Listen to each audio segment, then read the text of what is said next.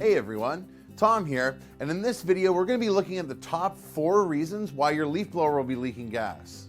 For each problem, we'll provide links in the description to videos that will help walk you through the repair process. Now let's get this started. Problem number 1, fuel lines. Fuel lines carry fuel to the carburetor. Over time, they can become weak, cracked, or even break. Inspect the fuel lines and replace them if damaged. Problem number 2, carbureted. The carburetor mixes air and fuel at the proper ratio to allow the engine to run smoothly. Remove the carburetor and inspect it for damage or wear. If there are worn or damaged components, you will need to replace them. Problem number 3, fuel tank. Inspect around the seams for any cracks and replace it if you find signs of cracking or wear. Problem number 4, primer bulb.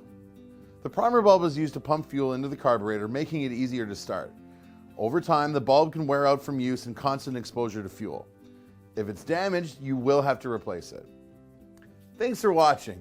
Remember to check out our full repair videos for each of these problems in the description below, and if you have any questions for us, leave them in the comments.